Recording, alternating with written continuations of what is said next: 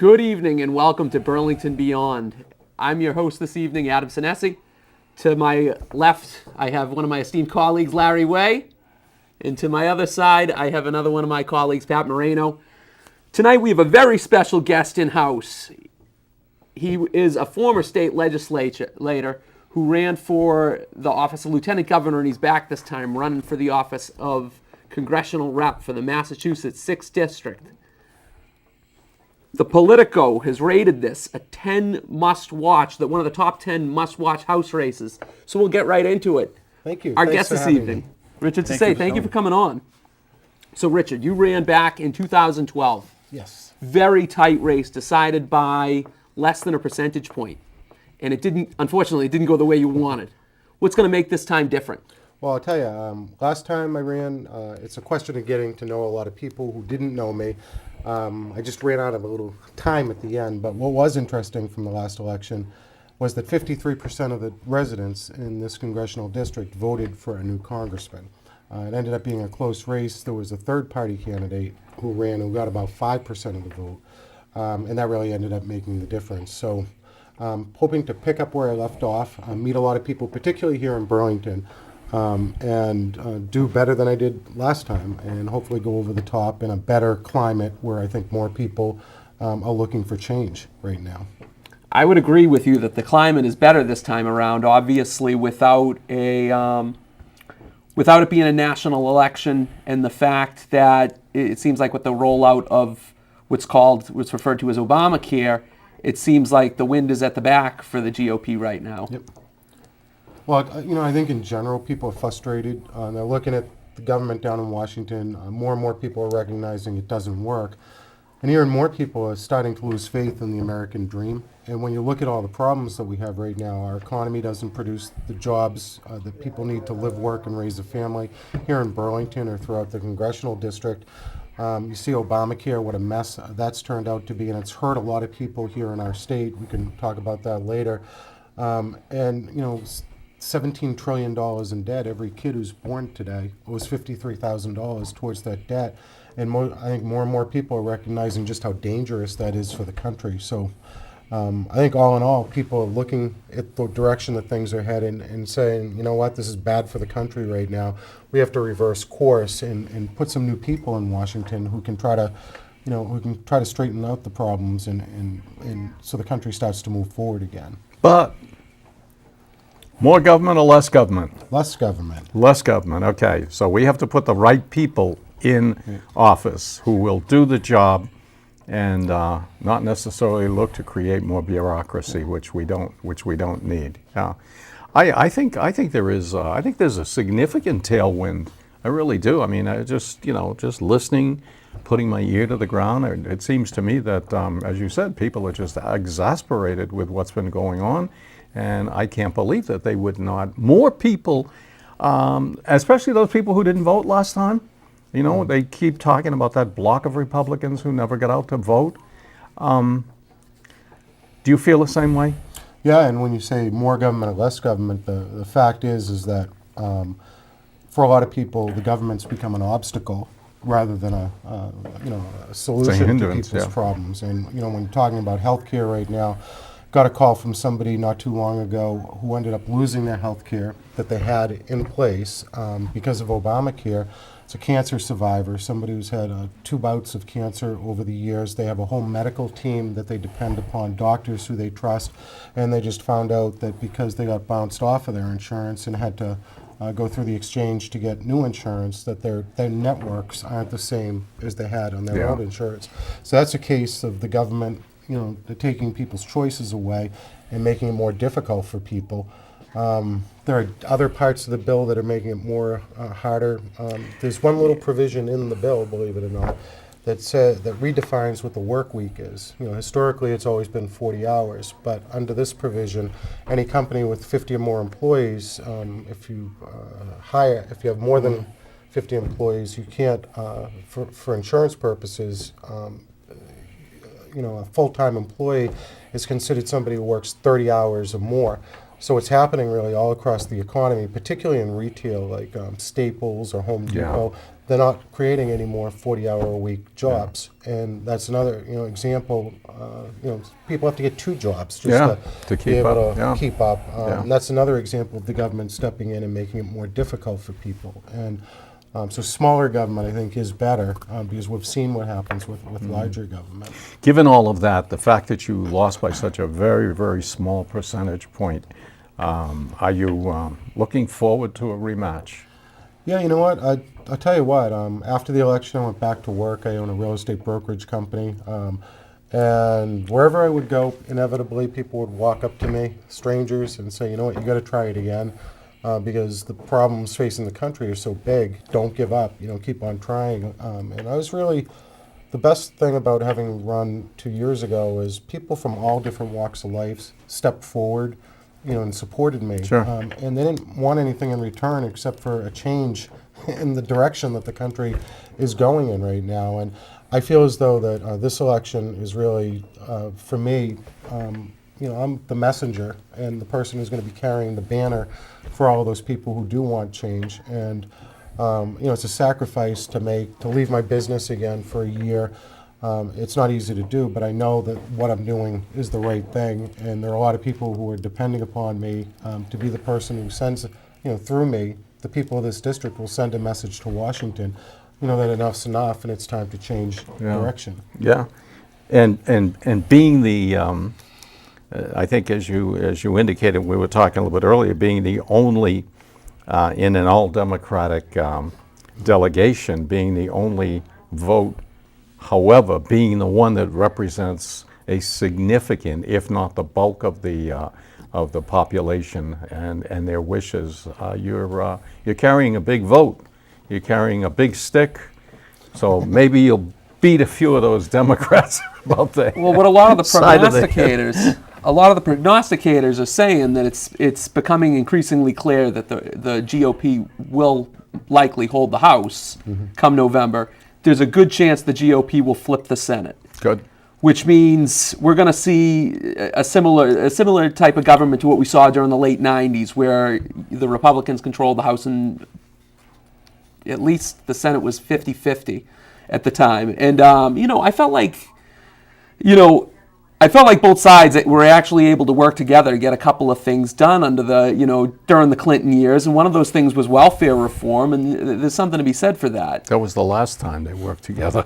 But probably Seems like that. it does. But One point I would make, though, Yeah. is that if I'm fortunate enough to be able to win, and you're right, the Republicans will stay in control of the House. There isn't an analyst in the country that's predicting that they're going to lose the House, either this election or probably for a number of elections to come.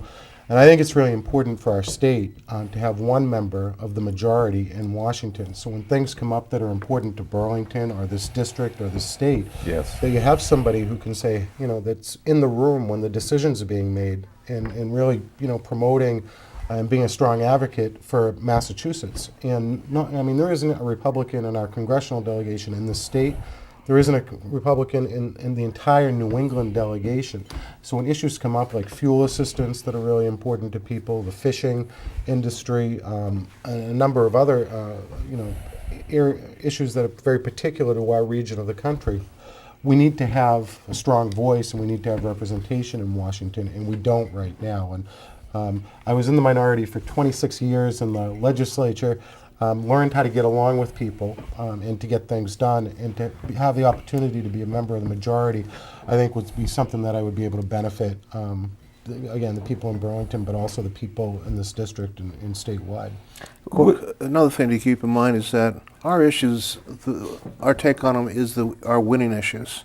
It's not sustainable to say we need more government to fix the government that we just put in. So I think that must be quite empowering to have that knowledge that we are on the winning side of these issues. That being said, what would you do about Obamacare? Is it something we need to fix? Is it something we need to revisit or get rid of entirely? How would we fix that? In a perfect world, I think you'd scrap the whole thing and start over again. But obviously, given our system of government, that's not going to happen. And what I would do is probably follow, what Governor Romney suggested at the beginning, was that to allow each state to come up, getting everybody insured in the country and making insurance accessible for people is a noble goal and something as a country we should be striving to do. However, having the federal government come in and mandate any particular program on every single state doesn't always work, and we're seeing the results of it across the country right now. And what I believe in federalism and the fact that every state, should be a laboratory of democracy. And what the federal government should do is, encourage states, say, well, our national goal is to get 95% of the people insured by X date. Every state come in and put together your own plan, and let's see how you can do it. And because what we did here in Massachusetts clearly isn't going to work in other parts of the country. And it's funny because everybody said, oh, well, Massachusetts is the model for Obamacare, so it's going to fit like a glove. Yeah. No other made state, no sense. and we've had to change our law over 120 times. It's cost $180 million. No state has been hurt as much as Massachusetts with the implementation of Obamacare, because we did our job. We had everybody insured, and right now we have 179,000 people on temporary insurance. We have tens of thousands of people who aren't sure if they have insurance or not. A lot of people have lost their coverage. As I mentioned, they've lost the networks that they were in. A lot of people are finding out that their insurance is going to be a lot more than it was under the state law. So you see all these things going on, and again, we did our job.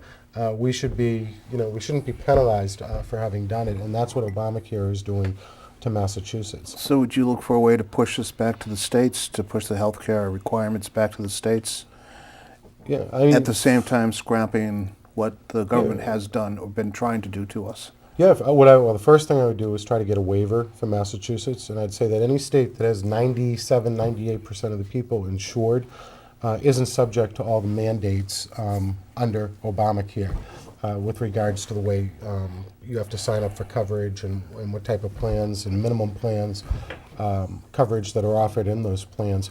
I think that would be a smart thing to do. And then I think for other states, we got a special deal here in Massachusetts. We put together our plan. We went to the federal government. We asked them for waivers. And at the time, the federal government did that for us here in Massachusetts or approved it. I think every other state should have the same opportunity to put together their own plans and work with the federal government, again, towards the national goal of trying to get people insured. Okay. But it seems to me that looking to empower the states is what the Constitution intended in the first place. Mm-hmm. Okay, the federal government, which has grown into a monstrosity, has usurped more power and taken from the states. So I think that's just one example. one Healthcare, example. Education now recently come up with Common Core is another, exactly. Common Core. We passed a bill here in Massachusetts 20-something years ago that put our state on track that as of today, our students are the best performing students on any measured test in the entire country here in Massachusetts. And we had spent $100 billion for the MCAS system. And a lot of money, even more when you consider all the money that went to local aid for education to help improve standards. And now what's happening is that the state just sort of gave that all away and said, well, we're going to give it up and we're going to go into this federal system. And I don't care if Massachusetts is number 1 and Mississippi is number 50, and you're putting together a new national standard, inevitably everybody's sort of going to meet in the middle. And Massachusetts isn't going to be exceptional anymore. And that should concern everybody. And the federal government has never been involved in education in that way. And now all of a sudden they've inserted themselves in. So, I mean, whether it's healthcare, education, Dodd-Frank, another example of a law that, another 2,000-something page law that right now all the regulations, they're only about, not even halfway done, but all the tentacles from all of those regulations are starting to impact the economy in all different ways, where the federal government is, I mean, I sell homes for a living, and I talk to a lot of mortgage people, and they're telling me some of the things that are starting to happen because of overregulation into the home buying process. Yeah. And a year from now, a lot of people are going to be end up having trouble. So I mean, no matter where you look, it's going on all through government right now.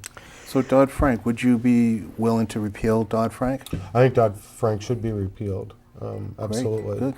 Great, You know, ideally, what Dodd-Frank was about was making, really addressing the fact that we had a number of banks that were too big to fail, but the law wasn't written for that.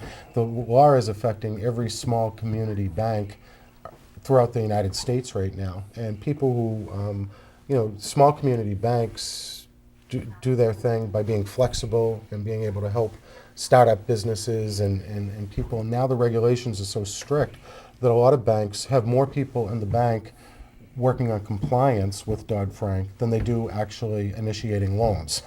And when you talk to bankers, they'll tell you some of the things that are going on. So I think that again, that's one of the things that's holding back the economy right now. And it should be, a major overhaul. I appreciate your perspective on that. In the flood of emails that come in, a lot of little stories, I happened to hit upon something where a congressman was handed, you may recognize it, was handed a booklet for a law that was, I guess, was proposed, I guess, at that point. And they were told to read it overnight or within 2 nights, and it was like 400 or 500 pages. Mm-hmm. What would you do if they handed you something that was 150 pages and you were supposed to read it and be able to vote on it in the next session or the next 2 days later or something? Well, I was a legislator for a long time, and generally when things like that happened at the last minute, I'd vote no, unless I knew what was in the bill and I could, because ultimately anything you vote for, you have to be able to defend. Right. And I think one of the biggest critiques of Obamacare, the state law had 77 pages. It was well crafted. It was bipartisan. Everybody knew what was in it. It wasn't complicated. And that's one of the reasons we were able to implement it. That old famous Nancy Pelosi line, you have to pass the bill to find out what's in it when it comes to Obamacare. That was a 2,500-page bill that nobody had read. And I still, to this day, think that most of the Congress people there still haven't read the bill, and most people don't even understand what's coming as a result of that bill. How can you? It's so involved. Yeah, so I think that's a perfect example. This Dodd-Frank, another 2,000-page bill. Mm-hmm. And it's still being written too. They're still making it allowed them to make regulators to make any set of laws that they wish to without congressional oversight. Exactly. So it's still being written. Yep. So let's talk about your background experience a little bit more, because you have been a legislator for a long time. So, I truly believe that you're going to be someone that's ready to go on day one. It's not a question of, well, this gentleman has more experience. I mean, you've been around the block. You were, in fact, one of the youngest legislators ever elected to the Massachusetts State Youngest Legislature. Republican ever elected. I still hold the record, even though I'm old now. So, Well, that's pretty neat. And then you served 6 years in the state rep. Yep. State rep, and then you transitioned to state senator. Yep. Became minority leader. Yep. And you obviously, as we've alluded to, you've passed some important legislation. You were part of the MCAS requirement process being passed in Massachusetts. Yep. Romney Care, we've alluded to Obamacare, but is that a vote that you're proud of for supporting Romney Care? I'm glad we got everybody insured. And I don't take back my vote at all. But I would say it wasn't a perfect bill, and Massachusetts was still sorting its way through it. So again, it shouldn't be used as a national model. But the fact is, 98% of the people were insured, so it ended up being, I think, a good thing for our state. I know that you were also, when you were a member of the legislature, you were on the some committees that did a lot of work with senior citizens. Yep. And housing and stuff like that. Could you? I'm sure a lot of our viewers. Yeah, I was on Ways and Means. I was on the Elderly Affairs and Human Service Committee for most of the time. That was sort of my area: mental retardation, mental illness, senior issues, disability issues that I worked on a lot. The bills that I'm probably most proud of that I participated in, I helped write the welfare reform bill, which we were talking about earlier the last time. It was actually a pretty good bill, and it became a national model. President Clinton used it for national purposes. I had somebody come in to see me who worked at a hospital who had seen substandard care taking place at the hospital, and they reported it. And when the state came in to investigate, the hospital fired that individual, and the individual came to me and said, "I don't think it's fair," and it wasn't.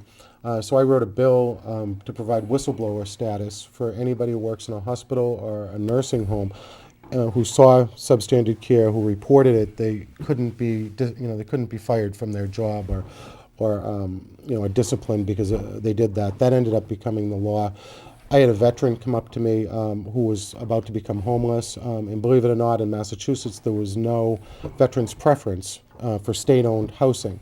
And I, in order to help this veteran and other veterans, I wrote a law that said if state-owned housing, veterans go to the top of the list.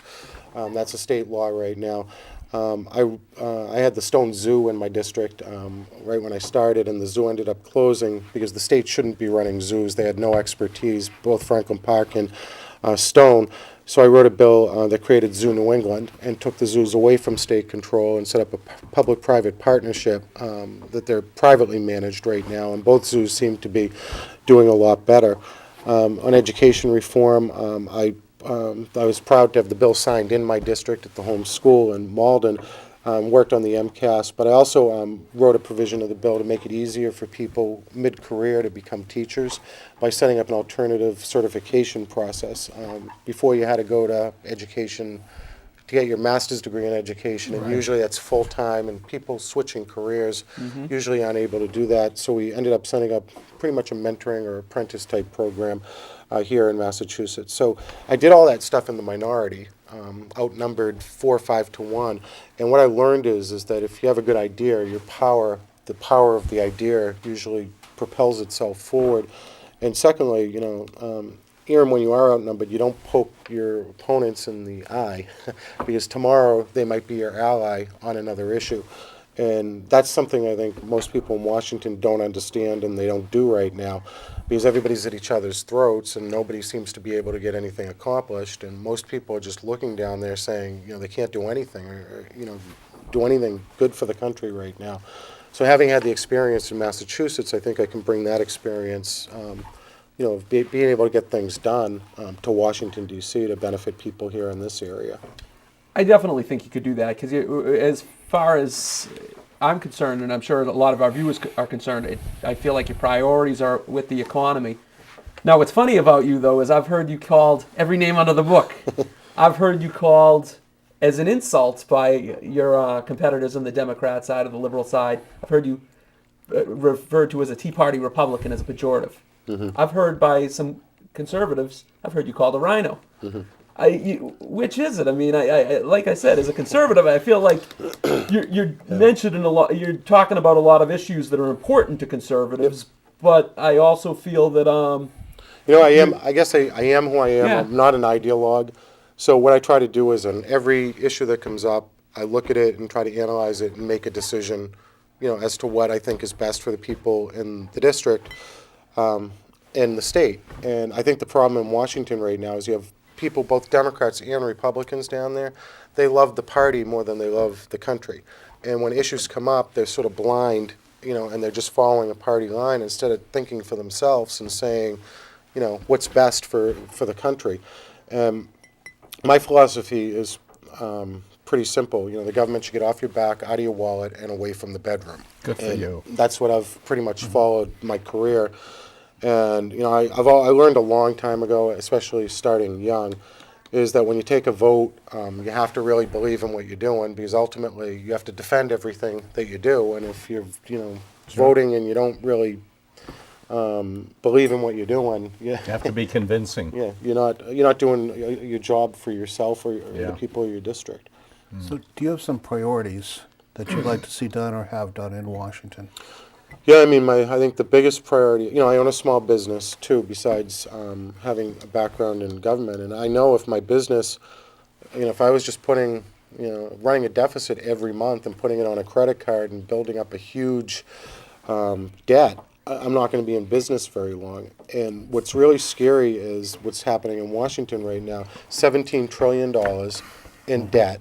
And every year, an unbalanced budget where they're putting another $500 billion right now, and accumulating the debt. It's growing larger and larger. That's a huge problem, and sooner or later, somebody's going to have to pay the price for that, and it's going to be maybe not us, but it's going to be the kids and grandkids. And the great thing about America is that throughout the history of this country, from the beginning, every generation has passed on to the next generation a country that's better than they found it, with more opportunities, a higher standard of living, and it's just always happened throughout the course of our history. And we're at the first time in American history right now that this generation is going to pass off to the next generation a country that is fiscally a mess. People aren't going to have a higher standard of living. The kids today than their parents or grandparents did, and they're not going to have the same opportunities. So I'd say that is going to be everybody's priority, is to try to get, we have to decide, are we going to end up being a country that's prosperous and can pay our bills, or are we going to end up being a country like Greece, and some of the other European countries that financially are spiraling out of control. And I think that's number one. And then obviously number two, are we going to be a country that the free enterprise system continues to create jobs that well-paying and that have a create a higher standard of living for everybody, or are we going to be a country that becomes economically stagnant? And you see some real warning signs right now throughout the economy, things that are happening right now that and again, I'd say the biggest thing is 10, 20 years ago, people could get jobs that you could live, work, and raise a family in this area. Today, there aren't too many jobs like that, and the number of jobs is shrinking every day, and that's a huge problem. I agree with you. I think the federal, the national debt, I think, is the most serious problem that we are facing. I just can't imagine how they can. And the problem, the thing that really bothers me is that a lot of these, and I would hope that you'll be the exception. I'm sure that you will, because I would vote for you because I believe that you will, and that is that they spend money all too easily, knowing that it is not their money. I'm talking about the legislators in general. It's easy to pass a bill and let's spend money on this, and I'm sure there's a lot of pork, a lot of waste in government, and lack of priorities. Yeah. And I think when you are sitting and you're talking about spending money on this item or that item, you have to really say, is this worth having my kids or my grandkids end up having to pay for? And I mean, it's sort of like putting something on a credit card. If you buy a shirt on sale and you're not going to be able to pay for it for 10 years, you're going to pay 50 times what it was worth in the beginning, and you're going to have less money available to do the things that government should be doing. So the mentality today, though, is money isn't as meaningless. I mean, the whole concept of responsibility, especially fiduciary responsibility, just doesn't seem to be there. So, yeah. We've gone through a long period, and I have to say, when the Republicans controlled everything, they were just as bad as the Democrats as far as spending money, and creating programs without funding sources for it. I mean, you didn't get to $17 trillion just by one party. I mean, Obama's accelerated it incredibly, but the debt was piling up. This has been going on for a while in the country right now, and it really needs to be addressed. So how would we reduce the debt? Would it be by raising taxes or looking at some of the programs that we currently have in place? Well, the best way to address the debt in the long term is to get the economy jump-started again.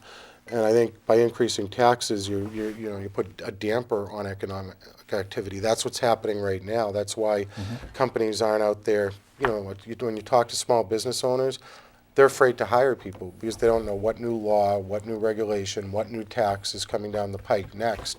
We have to restore confidence and make people comfortable again hiring people. And if we can get the economy really, revved up and jump-started again, inevitably what will happen is that more tax revenue will come into the coffers on the federal level, and rather than spend that money, that money should be set aside to start to pay down seriously the debt that we've accumulated. And I guess it's the old Ronald Reagan philosophy that I'm not sure you can just grow yourself out of the financial situation we're in, because you also have to cut spending and sort of rein in some of the impulses in Washington right now. But if we can get, again, the economy jump-started, that's going to solve a lot of problems. Would you be comfortable talking about where we could be cutting back at the federal level? I think when you look through, pretty much, every agency, it's funny. I remember when Bill Weld became the governor here in the state, and it was in 1990, and the state was pretty much bankrupt.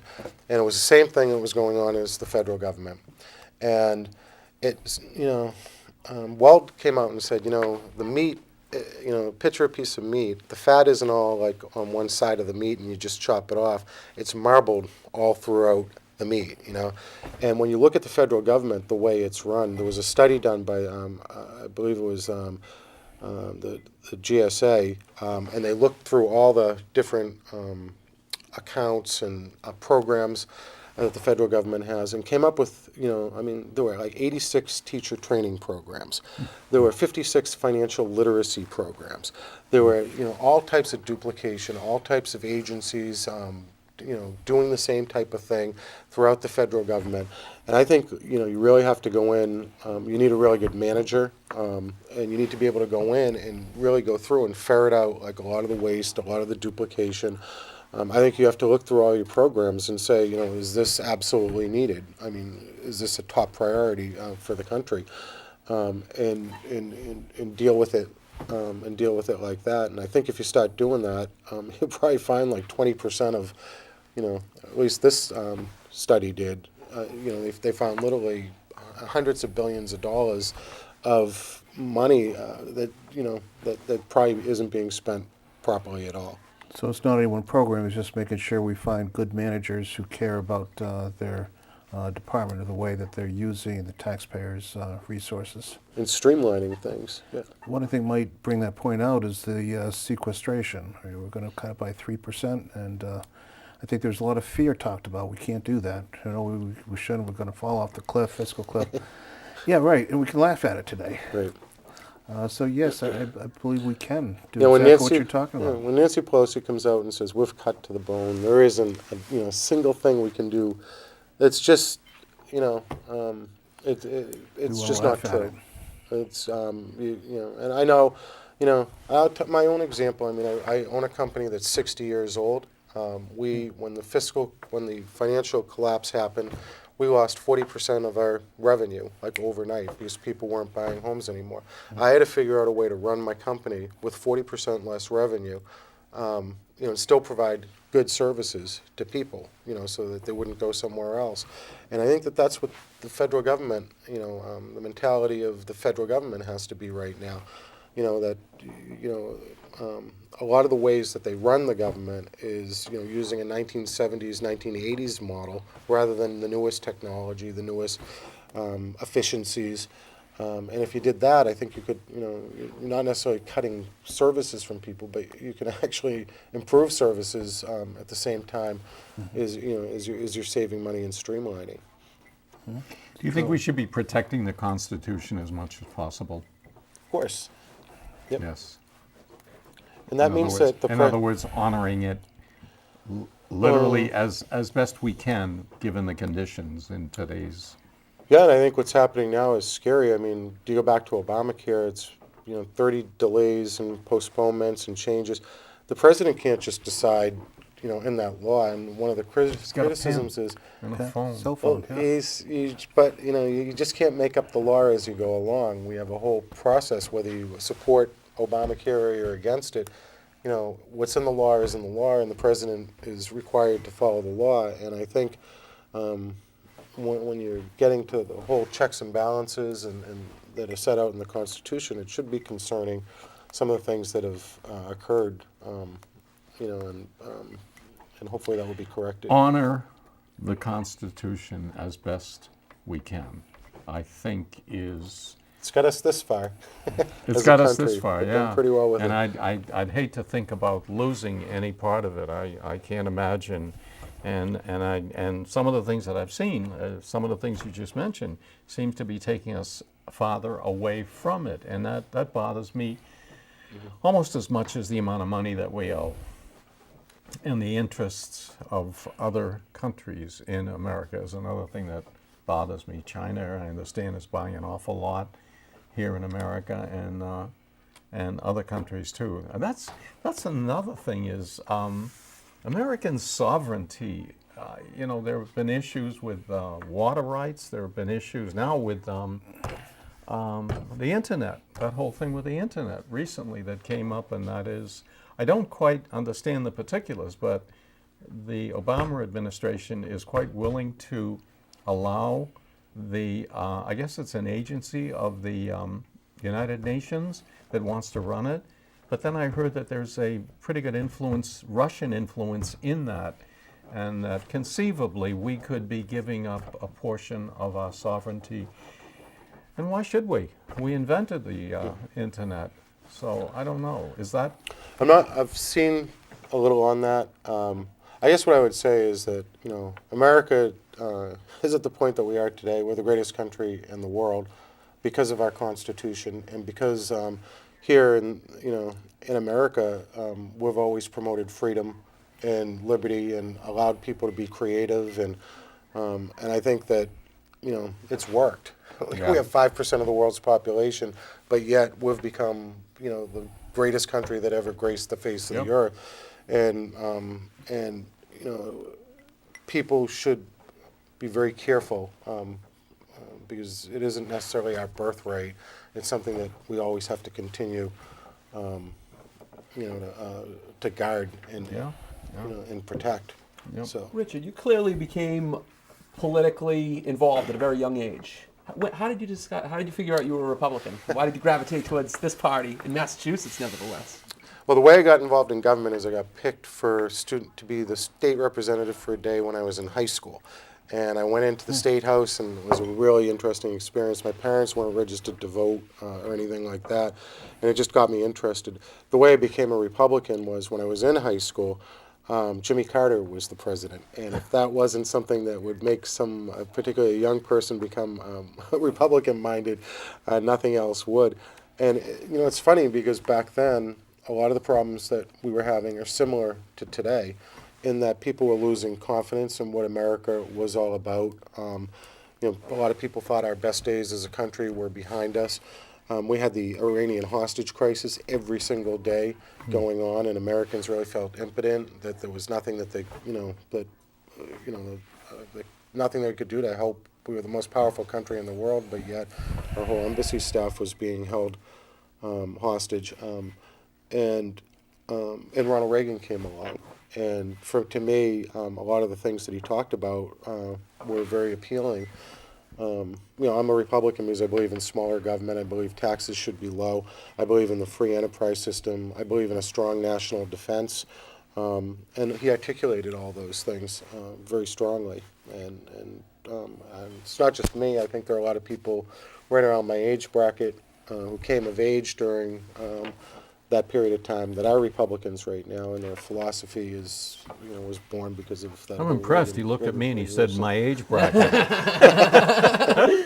Well, what's funny is, everything that you say, you really seem to, I understand the economic case that you've laid out, and I really believe it to be an agenda that will move the country forward economically, and I believe a lot of what the Republican Party has come out with for ideas over the last few years would be a plus to the economy over what we've seen out of the other side. And as much as you seem to agree with much of the Republican Party platform, there are some within the Republican Party who haven't always been so kind to you. Mm-hmm. How do you reconcile some of your social positions and your lifestyle and who you are with where some in the Republican Party have decided to go? Well, I'll tell you, Barry Goldwater, the father of the conservative movement, when I said the government should get off your back, out of your wallet, and away from the bedroom, that was Barry Goldwater's quote.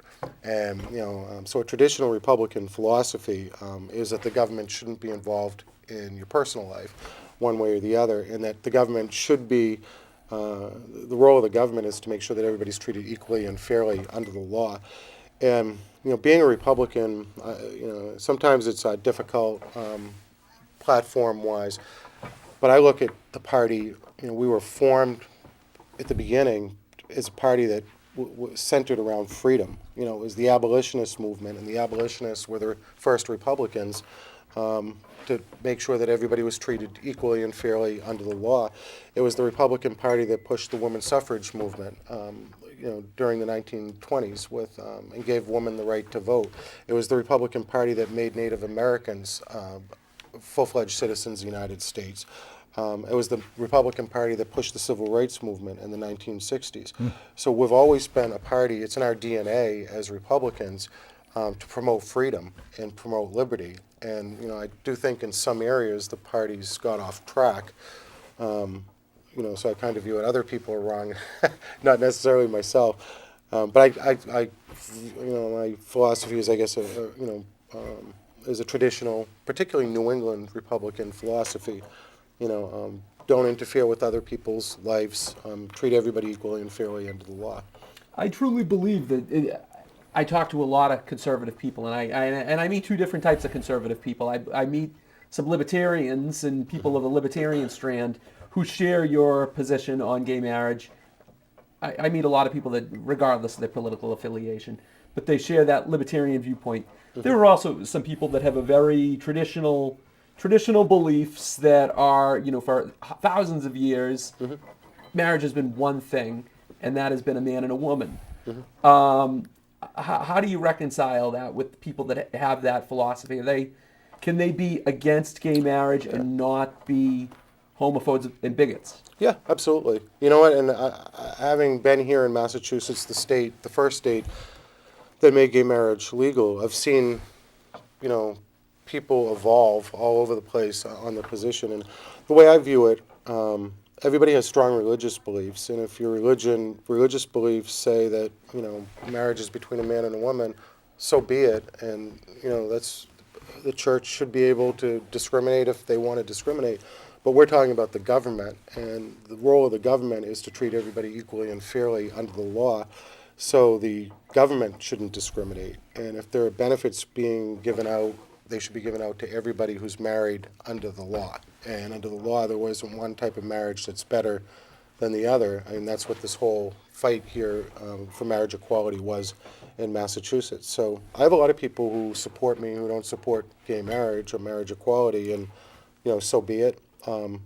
But that's I think it's their it should be their personal belief, not it shouldn't be the Commonwealth of Massachusetts or other states having that as the official policy and the official law of the land. That's fair answer to the question. As far as I'm concerned as a voter, what's important to me is someone that's gonna, I'm a parent, I have children, and I want to see the economy thrive. And what's important to me is putting someone in the office, into any office, that's going to make sure that happens. And my concern is that they're a law-abiding citizen and that they're a good, upstanding, moral character, and I believe you to be all those things. So, that one issue, any in particular. I think most people at this point, at least in this state, are like well beyond that because it happened. And even if you look at the most recent polling that's come out, it's something like 60 to 65% of Republicans under age 30 support marriage equality right now. So I think we've sort of gone through the whole debate right now, and people are more concerned about, again, the debt, the economy, what type of country we're going to end up living in 5, 10, 15 years from now. What are your thoughts about the Tea Party? Well, if you get back to what we were talking about earlier and the fact that there is all this debt right now, and then I think there are a lot of people, a lot of the people who consider themselves members of the Tea Party are people who are primarily concerned about the fiscal condition, Yes. and they're worried I that think the that's the country's single about to, biggest issue, and they're yeah. worried about that the country's going to go bankrupt. Yeah. And it isn't just Tea Party people. I think everybody shares a common belief. A lot of people are becoming more and more concerned about the fiscal state, Yeah. state of affairs in the United States. So, and I think it's good that we focus on it. Yeah. As you travel around, do you feel this, not influence, but this feeling that the Republicans are a resurgent group in whether they're Tea Party or not? I think there are a lot of people that are tired of this new normal. We're 6 New years. normal. Yeah, we're 6 years into, the Great Recession. They say unemployment's 7%. It's really not. It's probably double Right. what they're telling us. I mean, if you're 50 years old, good luck trying to find a job. It's really hard. Those are the long-term unemployed. They're not even counted anymore. Yeah. So you have a lot of people living off their, retirement funds now. You have all these young kids, 20 and under. I mean, there are more, actually 30 and under. There are more kids 30 and under right now living at home with their parents than Yeah. at any other time. You have all these kids graduating from college with, literally hundreds of thousands of dollars in debt. They're not starting families. They're not buying homes. They don't have the same opportunity that their parents and did. And we're being told, well, this is normal. It's normal, This is the new yeah. normal, and things aren't going to get better. This is the way things are. And I think that there are a lot of people that don't want, that American ingenuity and American can-do spirit is still out there. And there are people saying, you know what, this is unacceptable. And people are, now I think more and more every day that goes by, people are saying, we got to change this. And this is the opportunity. The only way people can change things is on the federal level is you have one congressman representing the people of the district. And that's your opportunity to change things. And then, of course, the governor here in the state and the state reps and state senate. And people, I think, are recognizing that. And this November, I think you're going to see a big change. You probably have, maybe you've met some of these, the other legislators from the other districts. You probably or know of them or about them. Do you feel as though you're going to be able to talk to them, work sure. a little bit? Yeah. They'll probably be very thankful that I'm a member of the delegation because I'll be able to do a lot of things that they're not going to be able to do because they're not in the majority. And, Steve Lynch the other day came out and said Obamacare is a disaster. I served with Steve Lynch in the state senate for a long time. Bill Keating, the congressman from the Cape, I sat next to probably for about 10 years in the Senate. I've known Capuano since he was a staff person on Beacon Hill in the 80s. So a lot of, I do know him. I'll be able to work with them, and it will be interesting because they all sort of chirp the same way right now when issues come up. And I think having somebody in the delegation who has different opinions and sees the world a little differently than they do will be a healthy thing, and hopefully it will make them work a little harder. You're gonna be and busy. Explain things. Yeah. You're going to be busy. I can imagine them calling you one after another. I was wondering if I we think could he get, wants to be busy. Yeah, That's sure. the idea. I was wondering if we could get to a couple of the initial issues you may be facing. I think number one would be your opinion on if you would be voting to re-elect John Boehner as Speaker. Well, it's going to be the first vote that comes up, and what I'm going to do is I'm going to try to vote for the person who I think has the best chance of bringing the House together and actually getting things done. And given the fact what the choices would be, I would feel comfortable voting for him right now. Compared to, there really isn't anybody else out there right now. Mm-hmm. And I think he has a hard job because he has people within his caucus, that are battling out, the very conservative members, and then you have more moderate members, and and I think it's important I think it's important for the majority party to be able to get things done and have a good track record of, and it's been frustrating over the last couple of years because that things haven't always got done, and I think people have looked, and part of it's because the Senate's not controlled by the same party, and you have a lot of clashes going on. But even within the Republican caucus, you have you have Some divisions. a lot of divisions, Quick and count. yeah, and I want to, I'll cast my vote for whoever I think can do the best job bringing everybody together and getting things accomplished. Okay. One of those first bills that would probably be in front of you would be immigration reform. If they don't decide not to do, if they decide to pass that sooner. Yeah. But otherwise, I'd imagine that might be one of the first bills. Do you have an opinion on that, or some I thoughts would- on that? Yeah, I would vote against this comprehensive bill that they have. And we talked a little bit about Obamacare being a 2,500-page mess, and Dodd-Frank. Well, this is another bill that's thousands of pages that I'm not sure everybody knows or completely understands what's in it right now. And I like the idea of, if you're going to reform the immigration system, you do it in steps, and sort of move along that way. And the one thing, actually, I was, from looking into this, everybody talks about people crossing the border, and that's obviously a problem, and that needs to be one of the first things that happens, that you have border security in place. But what most people don't recognize is that 40% of all the people who are here illegally in the United States came here legally. So they came in through work visas or to visit the country, and stayed. And the government has no idea where anybody is or what happened to all those people. And that's a lot of people. So not only do you have to fix the border, but you also have to fix the immigration system that we have in the country right now. You have to do those things, and then as you go down if you stop the flow, or you stop, all the leaks of, where all the problems are, then I think you can start to then the next thing is figuring out, well, what do we do with all the people who are here? And, I have a couple of ideas. I mean, I think if you're young and you grew up in the United States, you were brought here at a very young age, I have no problem with those young people becoming citizens of the country. I know a situation where a young girl's been here for 15 years. I think she's 17 right now. To send her back to her home country, she would have no idea. She's American, 100% American. And I think in other areas, when you have people coming here to earn advanced degrees, particularly in a state like Massachusetts, we should staple a visa on everybody's diploma when they graduate, because we want the best and the brightest to be coming here, going to school, and staying in our country legally.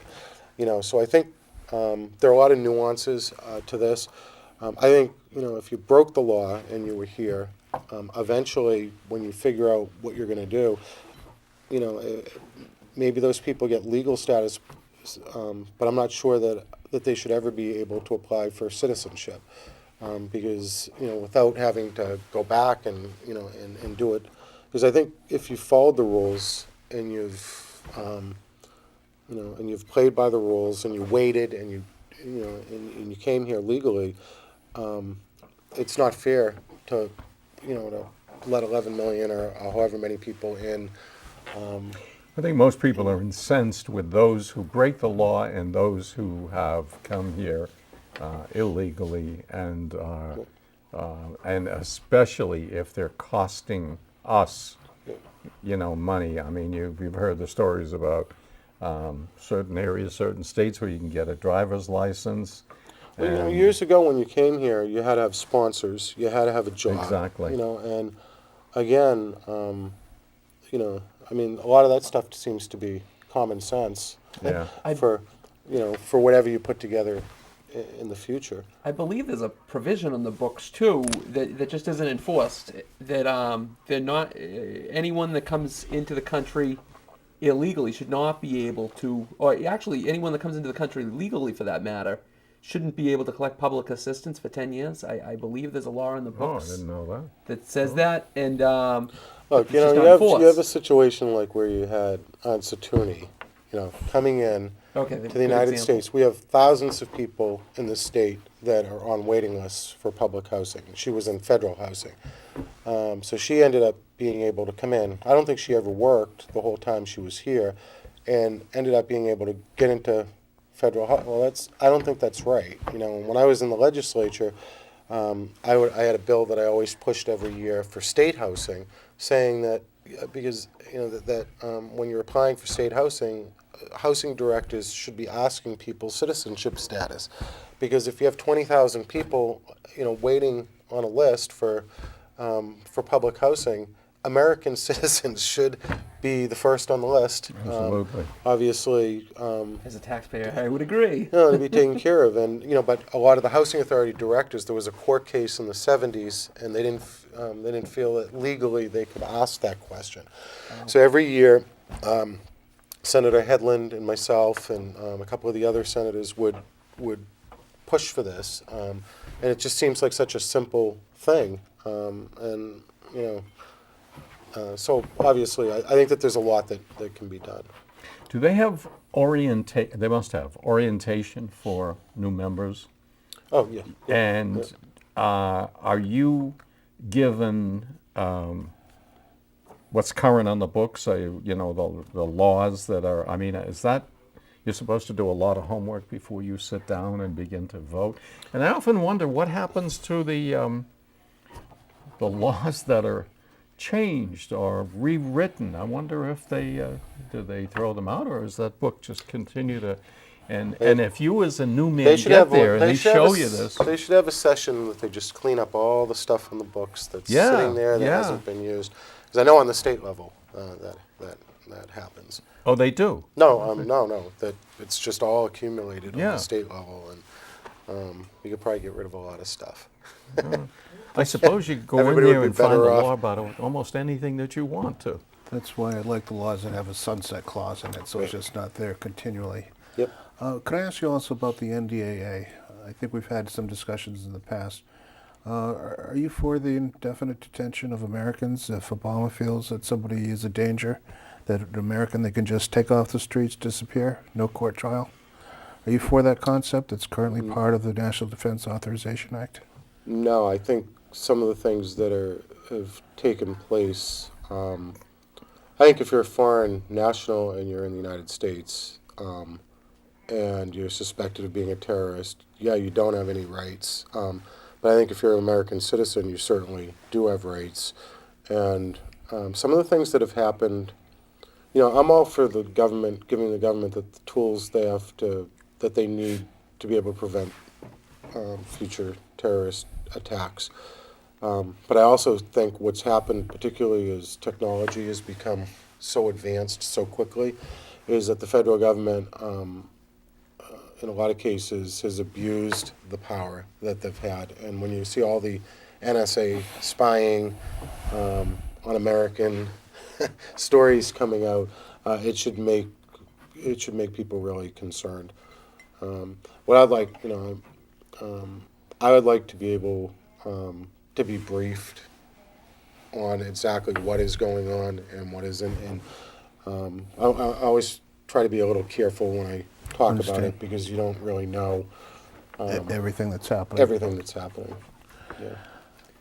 So we're getting short, a little bit short on time. I got a really easy question for you. So, maybe it's a tough decision for you, but you've lived in this district your whole life. Mm-hmm. What's your favorite place to go in the district? Favorite place to go in the district? I would say probably the beach. Okay, Any of the beaches. This is actually a really good spot.